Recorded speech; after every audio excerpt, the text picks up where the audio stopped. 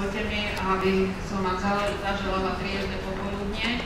Napriek tomu, že sme boli predstavené ako zamestnankyne akademických knižníc na dvoch rôznych vysokých školách, tak trošku možno, že vás smetiem, ale začnem so Slovenskou asociáciou knižníc, keďže budeme vlastne hovoriť a zameriame sa v našom príspevku na aktivity, ktoré sú z pozície Slovenskej asociácie knižníc. Dovolím si stručne povedať, čo vlastne je Slovenská asociácia knižníc. Je to nezávislé dobrovoľné otvorené záujmové združenie knižníc. Cieľom asociácie je najmä podpora spolupráce a rozvoj knižníc. V rámci asociácie sú združené knižnice všetkých typov, čiže tak, ako nám to definuje náš zákon o knižniciach, je tam Slovenská národná knižnica, vedecké, akademické, verejné, školské i špeciálne knižnice. V rámci Slovenskej asociácie knižníc pôsobia viaceré odborné skupiny, sú tu uvedené, takže myslím, že ich nemusím čítať, a dve sekcie. Sekcia akademických knižníc a sekcia verejných knižníc.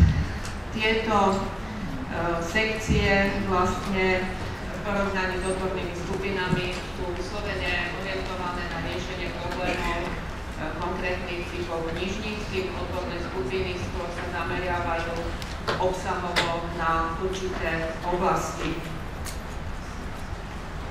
V našom príspevku sme sa zamerali práve na interpretáciu výsledkov prieskumov, ktoré boli realizované sekciou akademických knižníc. Náš príspevok hovorí vyslovene o tom, že čo sa vlastne deje v knižniciach, ktoré sú na akademickej pôde.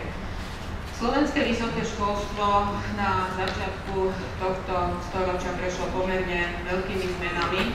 Novovytvorené podmienky umožnili, že sa výkon vysokého školstva, ako meráme počtom študentov, zdvojnásobil. A vlastne jeho kapacita dnes pokrýva dopyt po vysokoškolskom vzdelaní. Na Slovensku v súčasnosti pôsobí 20 verejných vysokých škôl, štátne a 11 súkromných vysokých škôl a vysokoškolské štúdium poskytujú i 4 zahraničné vysoké školy. Na vysokých školách máme 58 akademických knižníc, sú to aj univerzitné, aj fakultné knižnice podľa toho, aká je organizácia knižnic na jednotlivých vysokých školách. Naši potenciálni používatelia, je to obrovská množina, vidíte, že je to vyše 200 000 potenciálnych používateľov a je veľmi potešujúce, že služby akademických knižníc využíva až 68%. Keď sme si to spočítali, tak nás skutočne tento údaj celkom prekvapil. V rámci prieskumov, ktoré sme v rámci Slovenskej asociácie knižníc organizovali od roku 2006 do roku 2010, to boli celkom 4 také rozsiahlejšie prieskumy. 2 prieskumy boli zamerané na akademické knižnice, 2 prieskumy na našich používateľov. Tak chceli sme získať konkrétnejšie a podrobnejšie informácie jednak o aktivitách našich knižníc v oblasti informačného vzdelávania, propagovania knižnično-informačných služieb a tak ďalej a tak ďalej. A tieto prieskumy v akademických knižniciach sa uskutočnili v roku 2006 a v roku 2010. Našim kolegom sme položili zo pár otázok, vidíte ich tu, a síce chceli sme vedieť, či vôbec knižnica realizuje nejaké podujatie, koľko ich býva, akých oblastí sa týkajú, komu sú určené, či akademická knižnica participuje na výučbe s témou informačného vzdelávania, čo si myslia kolegovia, či sú vlastne knižnice a my teda pracovníci knižnic sme pripravení na to, aby sme mohli zabezpečovať vzdelávanie. A vôbec nás zaujímalo, ako by knižnice definovali alebo charakterizovali vývoj v informačnom vzdelávaní za ostatné roky. Možno povedať, že tie výsledky z roku 2006 a 2010 sa veľmi nelišili. Väčšina knižníc sa zúčastňuje alebo teda realizuje informačné vzdelávanie pre používateľov a A zdá najväčší rozdiel bol v tom, že v roku 2010 je zreteľnejší, väčší prienik knižníc a väčší prienik týchto podujatí do oblasti formálneho vzdelávania, čo nás celkom potešilo. Akademické knižnice zabezpečujú výučbu informačného vzdelávania v samostatnom predmete alebo v rámci nejakého iného študijného predmetu. Zväčša je to v rozsahu 4 až 14 hodín za semester a je zväčšinou zamerané na poskytovanie služieb na vyhľadávanie online katalógov, elektronických informačných zdrojov. Venujeme sa aj rešeršnej stratégii, etike publikovania, etike citovania, tvorbe seminárnych a záverečných prác do obeda, ktorí počuli o centrálnom registri záverečných prác, tak plagiátorstvo vystupuje do popredia, takže citovanie a podobné techniky sú skutočne veľmi zaujímavé a dôležité. Takmer všetky knižnice v rámci informačného vzdelávania sa zameriavajú najmä na študentov prvého stupňa, teda na študentov bakalárskeho štúdia, ale samozrejme, že nezabúdajú ani na magistrov a veľmi značnou cieľovou skupinou sú doktorandi. Doktorandi majú už aj robiť na výskume, takže tým pádom trošku ináč pristupujú k tým informáciám, ktoré od nás dostávajú. Akademické knižnice sa viac menej domnievajú, že sú ich zamestnanci dostatočne pripravení na to, aby mohli takéto vzdelávanie zabezpečovať, ale súčasne by sme aj my uvítali, keby nás niekto vzdelával hlavne v oblasti manažmentu a marketingu vzdelávacích podujatí. Taktiež by sme uvítali, keby sme si mohli rozšíriť a zlepšiť vedomosti a praktické skúsenosti a zručnosti pri tvorbe e-learningových kurzov a online testov. A možno konštatovať, že ani jedna knižnica nemá vyslovene len pracovníka, ktorý by sa orientoval na túto oblasť. Viac menej je to súčasť inej náplne kolegov a tým pádom vlastne robíme to možno trošku amatérsky. V prieskumu vyplynulo, že 74% knižnického prieskumu v roku 2010 uvádza nárast požiadaviek na realizáciu týchto podujatí zo strany pedagógov a študentov. Uvedená stručná interpretácia týchto výsledkov možno vyznieva celkom pozitívne. Knižnice sa snažia vzdelávať a aj vzdelávajú v relatívne značnom rozsahu i obsahovom zámere. Sú schopné pripraviť tematicky orientované kurzy či prezentácie. Nesporne hlavnou motiváciou pri informačnom vzdelávaní zo strany akademických knižníc je snaha informovať o ponuke služieb, o možnostiach, ktoré poskytujú rôzne, o plnotextových databázach, sieťometrických databázach, o rôznych portáloch a podobne. Na Slovensku máme teraz v rámci projektu Národný informačný systém podpory výskumu a vývoja na Slovensku prístup k elektronickým informačným zdrojom, skrátka tohto projektu je NISPES.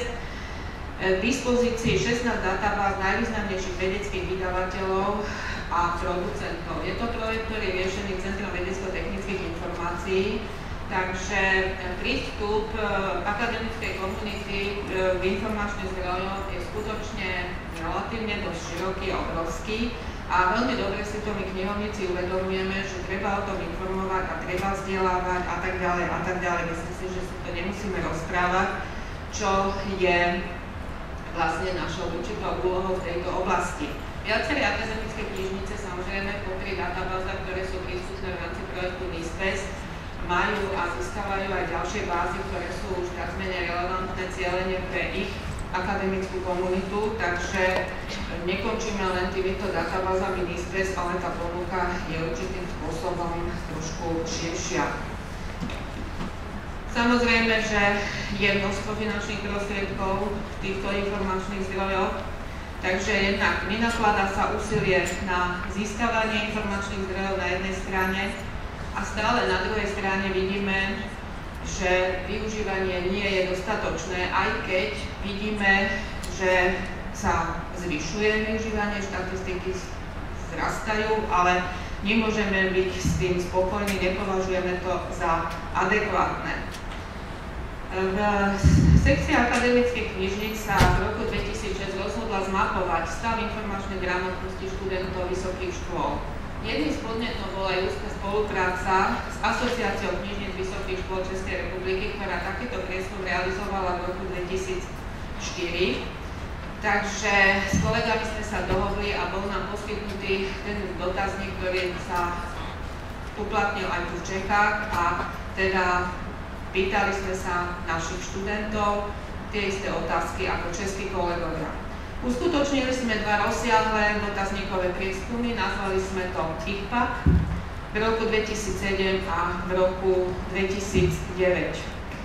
ICPAC 1 bol orientovaný na využívanie služieb zo strany študentov, na ich informačné potreby, skúsenosti a postoje k informačnému vzdelávaniu, mieru ich informačnej gramotnosti, jazykové kompetencie. A zaujímali nás aj určité rozdiely medzi študentami rôznych študijných odborov. V rámci ICPAC 2 bola časť otázok trošku upravená. Viac menej sme chceli zistiť, či v priebehu tých 2 rokov prišlo k nejakým zmenám. A súčasne sme sa snažili viac menej získať nejaké výsledky, ktoré by boli použiteľné pre návrh modelu informačného vzdelávania. Prieskumy sa vyhodnocovali v niekoľkých etapách, identifikoval sa základný súbor respondentov, vyhodnotili sa jednotlivé kritériá za celý skúmaný súbor a spracoval sa ku každému takémuto hodnoteniu určitý komentár. Akademické knižnice získali množstvo cenných poznatkov a názorov, keďže do prieskumu ICPAC sa zapojilo takmer 5000 respondentov. Prieskumy sa realizovali nielen v akademických knižniciach, ktoré sú členmi Slovenskej asociácie knižníc, ale viac menej po celom Slovensku. Jednoducho neprihľadali sme na tento fakt, či je či je daná akademická knižnica členskou knižnicou, alebo nie, zaujímalo nás samozrejme celá naša komunita. ICPAC 1 prebiehal na 13 vysokých školách, realizoval sa pomocou tlačeného dotazníka, ICPAC 2 na 18 a dotazník bol prístupný v tlačenej elektronickej forme na webovej stránke asociácie, prieskumy boli anonymné a snažili sme sa, aby cieľovú skupinu tvorili študenti vyšších ročníkov. Výber univerzít bol v zásade totožný, vidíte, že je tam nejaký rozdiel, takže v roku 2009 nám pribudlo viac univerzít ako v tom 7. No, trošku sme sa tu dostali do určitých rozporov, že napriek tomu, že akademické knižnice sa dlhodobo venujú informačnému vzdelávaniu, tak ako si to naše respondenti nepociťujú, keďže iba štvrtina odpovedala kladne, či sa počas štúdia zúčastnili na vzdelávacom podujatí. Skonštatovali sme, že informačnému vzdelávaniu sa vo formálnom vysokoškolskom vzdelávaní nevenuje dostatočná pozornosť. Najlepšie sa nám spolupracuje s pedagógmi mladými, ktorí vlastne boli doktorandi, pod určitým spôsobom zosumarizované výsledky, ktoré sú v rámci ICPAC-u 1 a ICPAC-u 2. Myslím si, že to netreba čítať, prebehnete si to sami. Niektoré konštatovania a to, čo nám z toho vyšlo, je skutočne dosť smutné, pretože to hovorí nielen o našich študentoch, ale myslím si, že aj určitým spôsobom o pedagógoch, o tom, aké požiadavky vlastne kladú učitelia na študentov. Trošku sa pohrávame s myšlienkou robiť ICPAC, neviem, či to vôbec môžem nahlas povedať, ale takéto nejaký prieskum, keby sme urobili medzi pedagógmi, neviem, ako by to dopadlo, ale je to skutočne ďalšia naša cieľová skupina a naši potenciálni používateľia, vlastne, o ktorých veľa nevieme, veľa tušíme a myslím si, že veľmi nemáme odvahu sa ich na niektoré otázky pýtať. Tu sú ďalšie výsledky ICPAC-u. Najmenší záujem o knižnice poslucháči informatiky, prírodných vied, medicíny, najväčší študenti poľnohospodárstva, humanitných vied, filológie, záujem o vzdelávacie aktivity, najmenší mali študenti techniky, prírodných vied, humanitných vied, spracovanie cudzojazyčných textov, nepotrebujú študenti ekonomie, techniky, poľnohospodárstva, našťastie potrebujú filológovia, humanitné vedy, informatika. Záujem. 74 študentov informatiky prejavuje záujem, viac ako 70% študentov medicíny, študenti technických vied a učiteľstva žiaľ nepoužívajú a nepoznajú elektronické informačné zdroje. Výsledky prieskumov IPAC hodnotíme, sumarizujeme. Iniciátorom a realizátorom informačného vzdelávania na väčšine vysokých škôl sú stále akademické knižnice. Úroveň informačnej gramotnosti používateľov je nedostatočná. Záujem podmienený úrovňou informačných potrieb a nárokmi zo strany pedagógov, stále sa uprednostňujú tradičné služby knižníc, málo sa využívajú špecializované služby, málo sa využívajú nadstavové nástroje, ktoré ponúkajú jednotlivé elektronické informačné zdroje. Študenti žiaľ nie sú motivovaní pracovať s cudzorojazyčnou literatúrou, čo určitým spôsobom aj spôsobuje nízke využívanie elektronických informačných zdrojov. Samozrejme si treba položiť otázku, ako ďalej. My sme výsledky týchto prieskumov spracovali v analytickej štúdii, ktorá bola vydaná aj tlačou koncom minulého roka. Máme ju prístupnú v plnom znení na webovej stránke Slovenskej asociácie knižníc. Štúdia obsahuje súčasne aj nejaký zámer, že čo by sme mali robiť, ako by sa to malo zmeniť, aby sa situácia zlepšila. No, základným predpokladom na zlepšenie úrovne informačnej gramotnosti je vytvorenie systému informačného vzdelávania. Musí tu byť jednoznačne spolupráca knižníc s pedagógmi a tá spolupráca musí byť na partnerskej úrovni. Tu sú určité návrhy, ako by sa to dalo realizovať. Považujeme to samozrejme za beh na dlhé trate, ale keďže sa nám podarilo v rámci asociácie a sekcie akademických knižníc za to obdobie, čo pôsobí, dosiahnuť celkom pekné výsledky aj v iných oblastiach, veríme, že sa nám to podarí aj v rámci informačného vzdelávania a že raz bude súčasťou formálneho vzdelávania i celoživotného vzdelávania. Ďakujem za pozornosť.